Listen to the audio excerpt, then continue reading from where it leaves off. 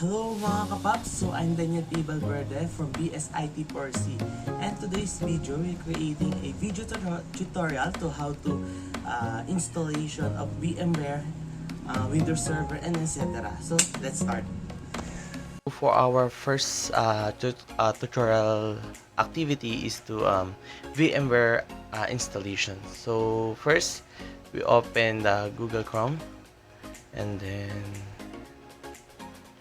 so VMware Workstation Pro, and then I click the first link.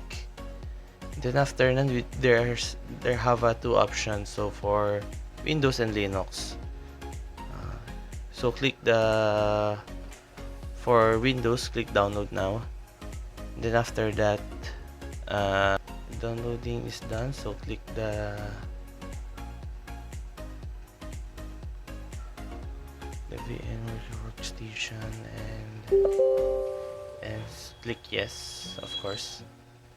And so preparing for installation. So just wait. So preparing to install. Okay,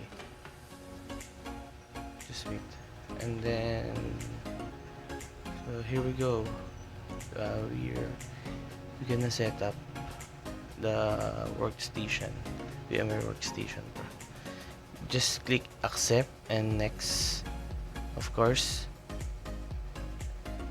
And then so next, just next, and next, and so next. So let's install. Okay.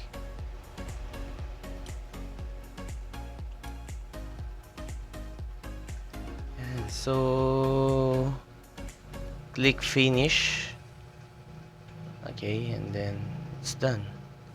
So you will see there's a VMware Workstation Pro, and then open it.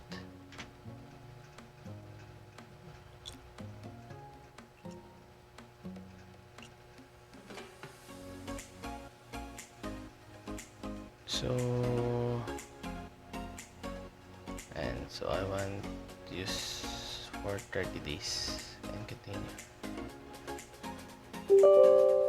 Just click yes, and then finish. So this is our workstation pros 17, and then so if click new virtual machine. So and then new window, open, scan, connect to server, exit, view if you want to full screen. And so VM tabs. So I got free license for 30 days only. Connect, open virtual machine. Okay, so what's the pros of this VMware? So I have a five pros. For example, I have five pros for VMware. For first one is solid vendor support, easy control layer components without security patches. Third is an ultimate feature set. Third is all AWS application are available. And the last is no external OS is required for management components. And for the cons is I have five also. So first is quit tricky to learn in the beginning, yeah. And second is limited option with trial versions.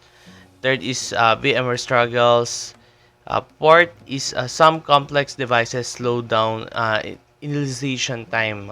And the last is sometimes corrupt external code also hang server. So yan. So this is the end for our first activity tutorial for VMware installation.